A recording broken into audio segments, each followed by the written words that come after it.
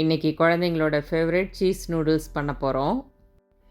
கடாயில் எண்ணெயை சேர்த்து 4 பச்சை மிளகாவும் 4 பெரிய வெங்காயத்தையும் கட் பண்ணி சேர்த்து நல்லா வதக்கிக்கலாம்.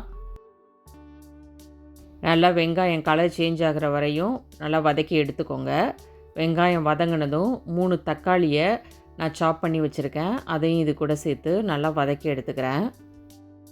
தக்காளியை பேஸ்ட் பண்ணி சேர்த்து வதக்கிக்கலாம். தக்காளி நல்லா வதங்கினோன்னா 1 கப் கட் பண்ண பேபி கார்னும் 1 கப் பீன்ஸும் சேர்த்துக்கிறேன்.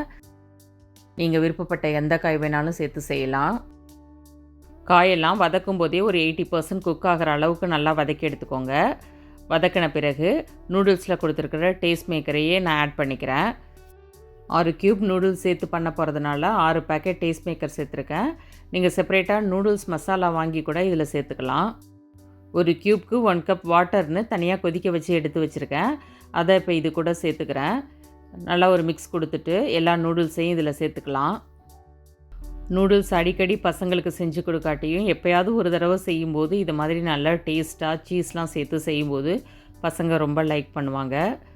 சுடு தண்ணியில் நூடுல்ஸ் க்யூப்ஸ்லாம் ஆட் பண்ண பிறகு அடுப்பை லோ ஃப்ளேமில் வச்சுக்கோங்க. அதுக்கு பிறகு சீஸை சேர்த்துடலாம். எல்லா சீஸும் சேர்த்த பிறகு ஒரு 5 மினிட்ஸ்க்கு மூடி போட்டு அப்படியே வச்சிடலாம். இப்போ ஓப்பன் பண்ணி பார்த்தா நல்லா சீஸியான நூடுல்ஸ் ரெடி ஆகிடுச்சு. பார்த்த உடனே சாப்பிட்ணுன்னு டெம்ப்ட் ஆகுது. டக்குன்னு செஞ்சு கொடுத்து வீட்டில் உள்ளவங்களாம் என்ன சொன்னாங்கன்றதை கமெண்ட்ஸில் ஷேர் பண்ணுங்கள். வீடியோவுக்கு மறக்காமல் ஒரு லைக் கொடுத்துடுங்க. தேங்க்யூ.